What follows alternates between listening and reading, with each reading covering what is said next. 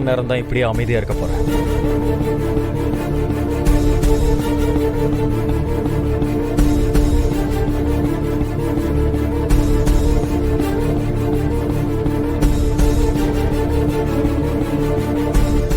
அவளுக்கும் உனக்கும் அப்படி என்னதான் பிரச்சனை? உன் அமைதி தான் எனக்கு பயமா இருக்கு. இது வரைக்கும் நீ என்கிட்ட எதையுமே மறைச்சது இல்லைன்னு நான் நம்பிக்கிட்டு இருக்கேன். அந்த நம்பிக்கை போயினா அதை இப்பவே சொல்லிடு.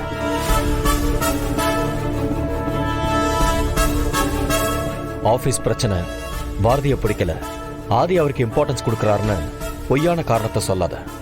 உனக்கும் பாரதிக்கும் நடுவுல வேற ஏதோ இருக்கு. அது என்னன்னு இப்பவே சொல்லு மித்ரா.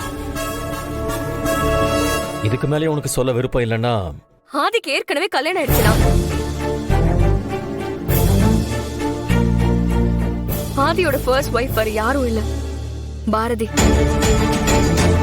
வாட்? என்ன சொல்ற மித்ரா? ஆமாண்ணா, நானும் ஆதியும் லண்டன்ல ஒன்னா படிச்சப்போ நான் அவனை லவ் பண்ணேன். ஆனா ஆதிக்கு அப்ப என் மேல இன்ட்ரெஸ்ட் இல்ல. அதுக்கப்புறம் ஆதி இங்க வந்தாரு, பாரதியை கல்யாணம் பண்ணிக்கிட்டு அவர் லைஃப லீட் பண்ண ஆரம்பிச்சிட்டாரு. ஆதியோட அம்மா இறந்ததுக்கு காரணம் பாரதி தானு கோவத்துல இருந்த ஆதிய அவருக்கு தெரியாம எனக்கு தெரிஞ்ச ஒரு டாக்டர் மூலமா 5 வருஷமா அவருக்கு எந்த விஷயமும் ஞாபகத்துல இல்லாத மாதிரி மெமரி எரேஸ் ஆபரேஷன் பண்ண வச்சதே நான் தான். அவர் ஞாபகத்துல இருந்து அவருக்கு கல்யாணம் ஆனது, பாரதி கூட வாழ்ந்தது எல்லாத்தையுமே அழிக்க வச்சுட்டேன்.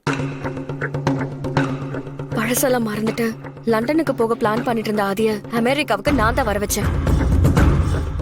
என்ன அவரை மீட் பண்ண வச்சேன். அப்பல இருந்து நான் என்ன சொல்றேனோ அதை மட்டும்தான் இப்ப வரைக்கும் ஆதி நம்பிக்கிட்டு இருக்காரு, செஞ்சுட்டு இருக்காரு. ஆதி லைஃப்ல இருக்கிற ஒரே ஒரு பொண்ணுனா அது நான் மட்டும்தான். அது இன்னமும் அவர் நம்பிக்கிட்டு இருக்காரு. நான் பாரதிய 5 இயர்ஸ் முன்னாடியே அவளோட வளகாப்புல வச்சு அவளை கொல்றதுக்கு ட்ரை பண்ணு. அந்த ஃபயர் ஆக்சிடென்ட்ல ஆதியோட பொண்டாட்டி பாரதி செத்துட்டானதான் நானும் நினைச்சுக்கிட்டு இருந்தேன். ஆனா நிஷா மூலமா தான் இப்ப வரைக்கும் அவ உயிரோட இருக்கா. அது பாரதி தானே இப்பதான் எனக்கே தெரிய வந்தது. அதனாலதான் அந்த கோபத்துல இன்னைக்கு